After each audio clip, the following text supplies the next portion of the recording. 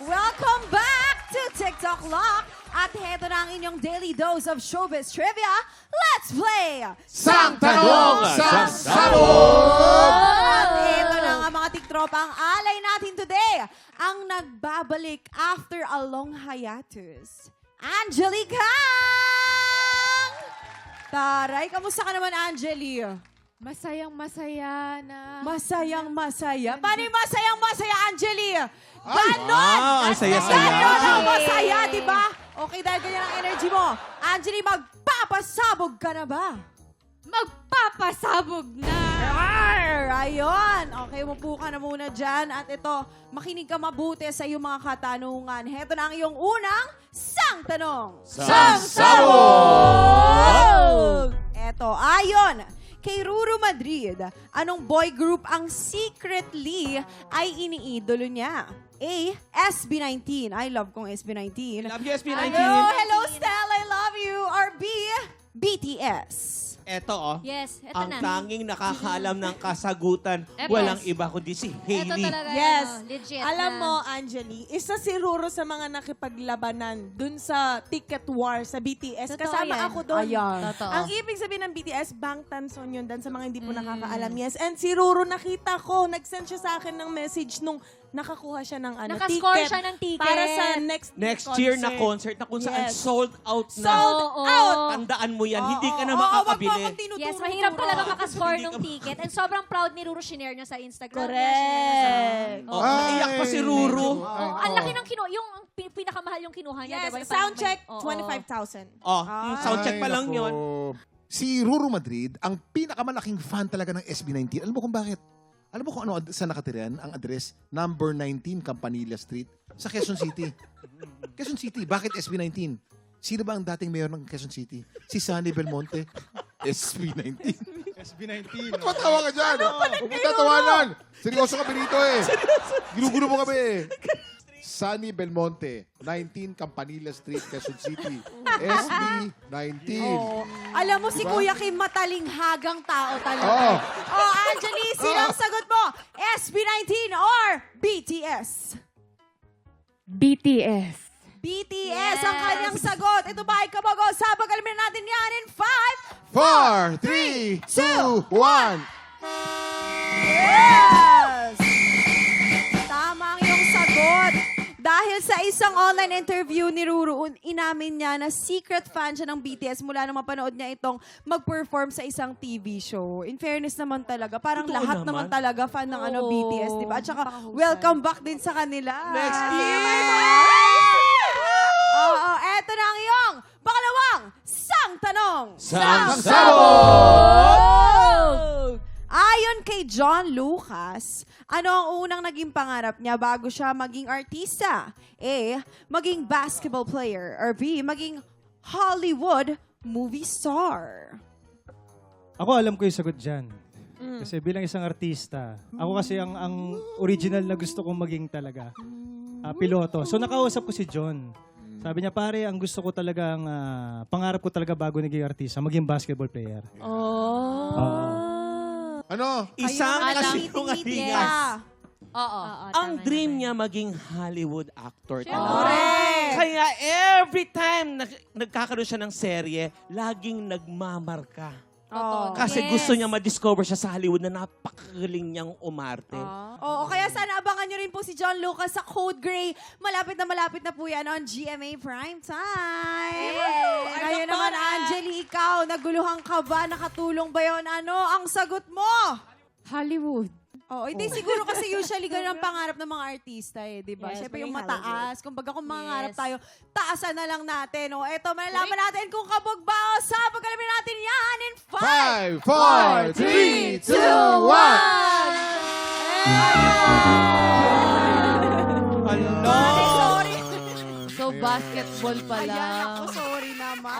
Oo, Oo, pero kasi pagbabasketball. basketball player, ang pangarap talaga ni John. Sa isang interview namin ni John na bago siya maging artista, gusto niya talaga maging basketball player sa isang universidad. Oy. Ayan, babawi ka dito sa iyong huling pangatlong Sang Tanong. Sang Sabog! trabaho mo na to. Alin dito ang naging trabaho ni Empoy Marquez noon habang nag-aaral siya ng college? A. Convenience store clerk or B. Parking attendant? Siyempre, convenience store. Doon niya ako niligawan ng mga time na yun eh. Ay, naligaw siya sa'yo. Yes, totoo naman din. Dahil sa palabas kasi namin, naging mag-asawa kami. So talagang, alam ni Angeli yan. Talagang doon kami nagkaroon ng spark. Talaga Ay, sa spark. Sa convenience store. Oo. Tanda mo pa ba kung ano unang binili niya noon? Siyempre, bubble gum, pambabango ng hininga. Oo. Tapos talagang yung kumbaga pag bumibili ako sa kanya, kailangan walang tao, walang bayad eh. Ay, Nag-ano kami, si-secret lang kami. Kaya mating yan. Shout out sa Empoy. Empoy, love you. Ito naman. Kuya Kim. Alam mo, pinag-aralan namin ni Aljur ang psychological history ni Empoy. Nung si Empoy ay pinanganak, ang tatay niya ay talagang fixated. Meron talagang fixation sa automobile. Sa kotse. Kaya ang pinangalan niya kay Empoy ay yung tunog nung busina ng minika niya. Empoy, Empoy, Empoy, Empoy. Nung lumaki si Empoy, pumasok sa utak niya na talagang malapit sa kotse ang pamilya niya. Ang laki nag-impluwensya pala. Malaking impluensya, kaya naging isa siyang parking attendant. Yan. Oo, medyo na ako naguluhan ako sa mga explanation nila, Angeli.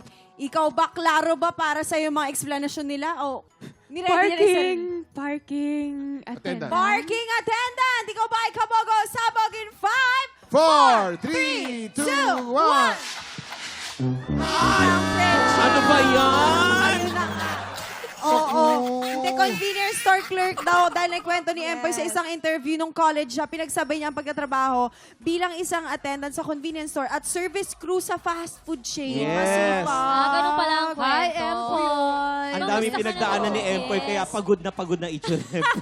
I love you, Empoy. I miss you. Miss Yes! you. Angeli, kamusta naman ang pag-upo mo sa buwisit blaster? Oo, Okay ka lang, ha? Nakakakaba. Parang hindi na siya. Ano bang nilagay niyo dun sa ano? Ano nilagay niyo dyan sa pulbos na yan, ha? Kanina ang taas ng energy niya eh. Na powder, no? Oh, pero ang ganda mo pa rin. Aljur and Angeli, maraming salamat sa pakikipagkulitan sa amin. Paki-invite naman ang mga tiktropa natin na i-follow kayo sa social media pages ninyo para updated sila sa mga ganaps ninyo. Ganaps. Gentleman ka talaga, Brad. Oh, go. Abangan niyo po ang show namin, Viva Max All-Star Celebrity, this coming August 16. It'll be held at Araneta Coliseum at sana po supportahan niyo po kami lahat. Araneta. Maganda yan. Concert. Wow, malaki yan, ha? Oo. Aljur, may concert ka rin. Sana. Uy, Pero, maraming concert din si Aljur. Mahilig mag-gig yan sa mga iba't ibang Rocket. Yes. Pero ako ngayon, meron akong excited na sobrang saya ko talaga na natanggap tong project na to. I'll be playing the role of Lapu-Lapu. Uy. Oo, nagkaroon ng sariling production yung sa Cebu.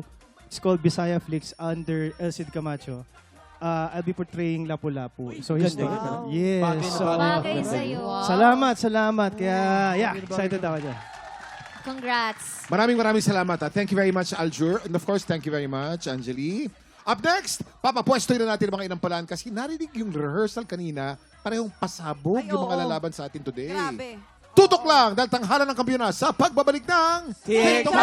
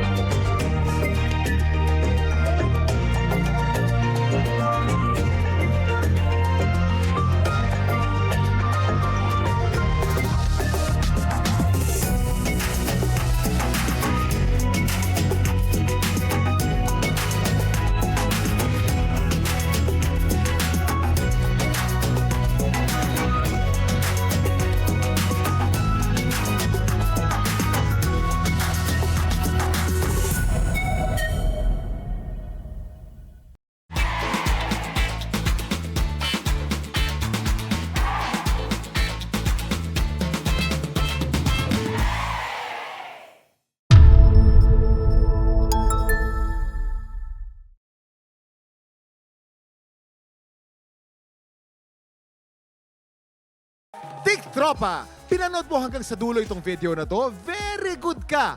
For more happy time, watch more TikTok Lock videos on our official social media pages and subscribe to GMA Network official YouTube channel.